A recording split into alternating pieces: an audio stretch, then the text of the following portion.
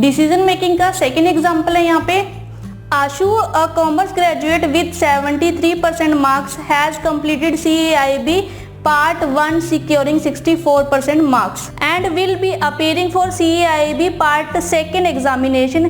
His date of birth 29th June 1982.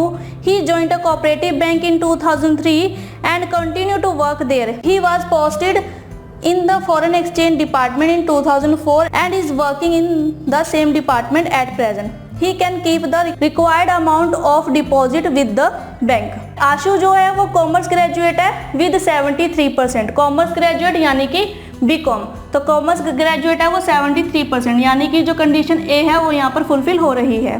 ठीक है, CAIB है पार्ट 1 64% से, तो यानी कि उसकी जो CAIB का कोर्स है वो इसका कंप्लीट नहीं हुआ है। पार्ट 1 में उसके 64% है, 64% CAIB में, और ये है पार्ट 1।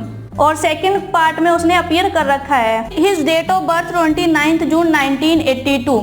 तो यहाँ पर अब जो डी कंडीशन है एज की 24 ईयर से 30 ईयर के बीच होना चाहिए, और जो हमारे पास यहाँ पर जो ये रिक्रूटमेंट हो रही है ये हो रही है 1 जुलाई 2006 से।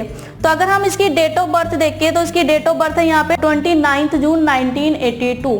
ठीक है, तो 1 जुलाई 2006 से जुलाई से पहले है, यानी कि जो 1 जुलाई 2006 तक उसकी एज जो है वो 24 ईयर हो चुकी है। ठीक है, बर्थ ईयर जो उसका है वो 1982 है यहाँ पर। ठीक है, तो यानी कि उसने जो एज के 24 ईयर कंप्लीट कर लिए हैं।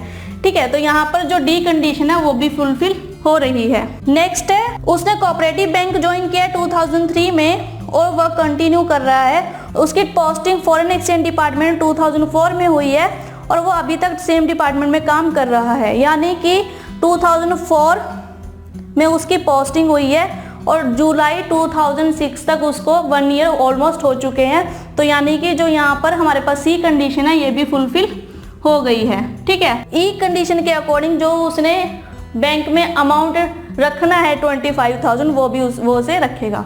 ठीक है, तो ई कंडीशन भी यहाँ पर फुलफिल हो रही है, बी कंडीशन यहाँ पर फुलफिल नहीं हो रही है।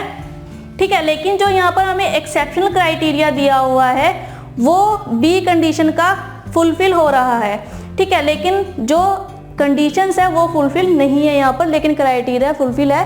तो अगर क्राइटेरिया के अकॉर्डिंग हम यहाँ देखें तो 64% है उसके फर्स्ट पार्ट में, तो यहाँ पर जो आशु है उसे हम रेफर करेंगे जर्नल मैनेजर के लिए। उसने 4 कंडीशन फुलफिल कर दी, लेकिन वो सेकंड कंडीशन फुलफिल नहीं कर रहा, लेकिन वो एक्सेप्शनल क्राइटेरिया जो हमें दिया हुआ था वो उसने फुलफिल कर लिया है।